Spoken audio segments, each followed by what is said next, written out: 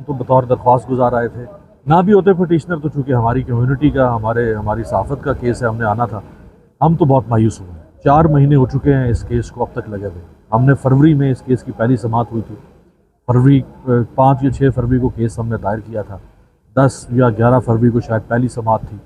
जज साहब ने उस समाअत के बाद 17 अप्रैल को यानी 2 महीने के बाद दूसरी समाअत की। हमने दुहाई दी कि ये इतना अहम केस है कि इसका ताल्लुक सिर्फ सहाफ़त से नहीं है, हर पाकिस्तानी। ये भी लोगों को बड़ा गलत तासुर दिया जा रहा है हमारे साफ़ियों की तरफ से कि शायद टीका जो है वो साफ़ियों के लिए। नहीं भाई, ये 25 करोड़ हर शख्स सिर्फ उस शख्स पर ही लगेगा जो गूंगा है खुदा ना खास्ता, या जिसके हाथ में मोबाइल नहीं है। जिसके हाथ में मोबाइल है और जिसके पास ज़ुबान है वो पीका की ज़ात में आएगा, वो साफ़ी है या गैर साफ़ी है। तो हमने जज साहब को दुहाई दी, गुजारिश की कि भाई ये बहुत ख़तरनाक तलवार है जो हर गर्दन पे यहाँ रखी हुई है, कि बोलोगे तो ये ऐसे फिर जाएगी। जज साहब ने माशाल्लाह 2 महीने की तारीख दे दी, 17 अप्रैल की। 17 अप्रैल को फिर हम पेश हुए, हमारे PFU जो बाकी सारे साफ़ी दोस्त, हम एंकर्स एसोसिएशन की तरफ से थे। जज साहब ने जो रिस्पोंडेंट हैं, जो हुकूमत के मुख्तलिफ वजारतें हैं, उन्होंने जवाब जमा करवाना था, किसी ने जवाब जमा नहीं करवाया। अब उसकी सज़ा हमें तो नहीं मिलनी चाहिए थी ना। जज साहब को चाहिए था कि वो हुकूमती उन रिस्पोंडेंट से जो जवाब दहिंदगान है उनसे पूछते, बात पुरस करते कि भाई तुम्हारे पास 2 महीने थे, तुमने जवाब क्यों नहीं जमा करवाया।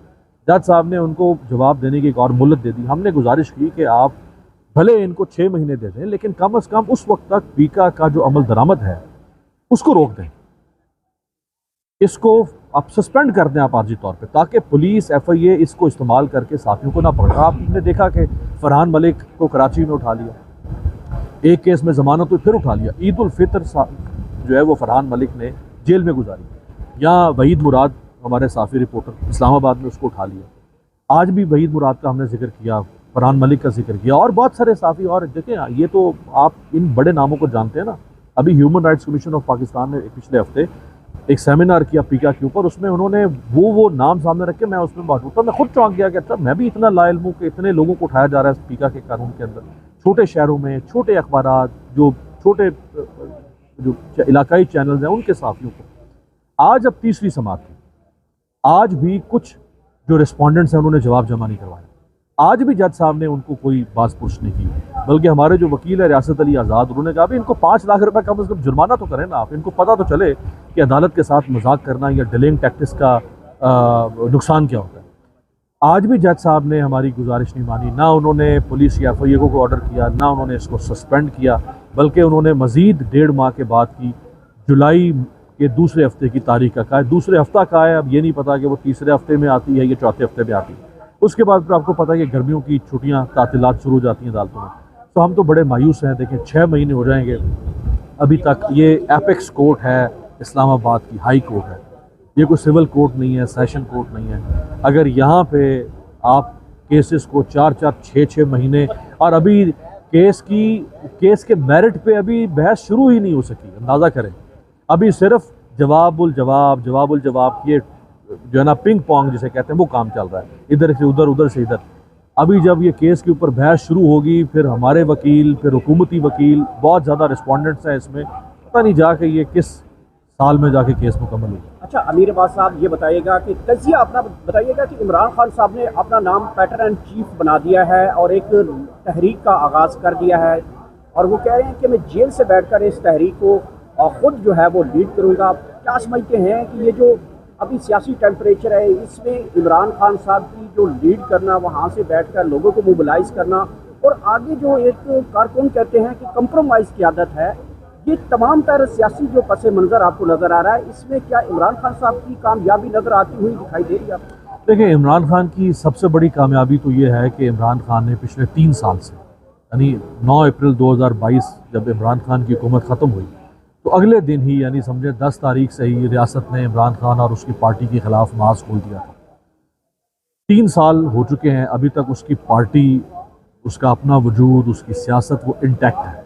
पावर होना ना होना, अब इमरान खान ने साबित कर दिया है कि ये बेमानी है, लायानी है। असल चीज़ ये है कि लोग आपके साथ खड़े या नहीं खड़े, क्या आपका बयानिया नज़रिया बन सकता है या नहीं बन सकता। इमरान खान ने साबित कर दिया कि उसका बयानिया नज़रिया बन गया। अभी आपने समरियाल के इलेक्शन में देखा, रियासत ने पूरी ताकत इस्तेमाल की कि उस इलेक्शन को हम चोरी करें। पीपल्स पार्टी यानी इमरान खान या उसकी पार्टी को छोड़ दें, वो तो इस वक्त गद्दार है, दहशतगर्द है, बागी है। पीपल्स पार्टी जो इस हुकूमत का हिस्सा है, जो इत्तेहादी है, जिसकी वजह से मरीम नवाज़ आज वज़ीर आला है, शहबाज शरीफ वज़ीर आज़म है, पीपल्स पार्टी को कहना पड़ गया कि बदमाशों ने आके और अंडरवर्ल्ड के डॉन हैं ये लोग, इन्होंने आके इलेक्शन को लूटा है और वोट ना हमें पड़े हैं और ना ही नून लीग को पड़े हैं, वोट तो इसका मतलब है PTI को पड़े हैं। तो मेरा ख्याल है इमरान खान के लिए सबसे बड़ी गवाही खुद हुकूमत के इत्तेहादी की तरफ से आ गई। तहरीक जो है ना, वो बहुत सारी मिसालें हैं, पाकिस्तान से लेके पाकिस्तान से बाहर आप देखें, पीपल्स पार्टी की लीडरशिप, MRD की तहरीक चली, ज़ियाउल हक के ख़िलाफ़ पीपल्स पार्टी उस तहरीक में शामिल थी।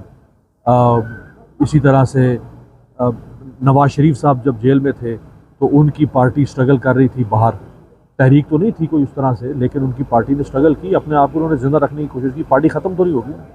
आप नेल्सन मंडेला, कल खुद PTI वाले कह रहे थे जी नेल्सन मंडेला की तरह इमरान खान जेल से लीड करेगा, और नेल्सन मंडेला ने लीड किया।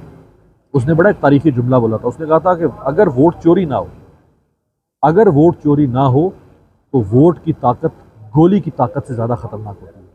और यही हुआ कि उसने जेल से बैठ के स्याह फामों के हुकूक़ के लिए जंग लड़ी, और सफ़ेद फामों की जो जालिम हुकूमत की पूरा निज़ाम था, उस निज़ाम के से वो टकराया और जेल से बैठ के उसने कौम को बेदार किया। आप खुमैनी साहब को देख लें, खुमैनी साहब तो पाकिस्तान से, ईरान से बाहर थे, जलावतन थे रज़ा शाह पहलवी के ज़माने में, और लोग उनसे कहते थे कि भाई तो ये तो Reza Shah Pahlavi, shah of Iran, ये तो एशिया का SHO है अमेरिका का, आप कैसे इससे टकरा सकते हैं, आप तो एक मौलवी हैं बाहर बैठे में। उन्होंने कहा मेरी कौम या मेरे सिपाही जो हैं वो माओ की गोद में तैयार हो रहे हैं। उस ज़माने में ना सोशल मीडिया था, ना कोई और ज़राए थे कम्युनिकेशन के, बाहर से बैठ के उन्होंने लोगों को लीड किया उस ज़माने में, 70 की दिहाई में, 60 की दिहाई में।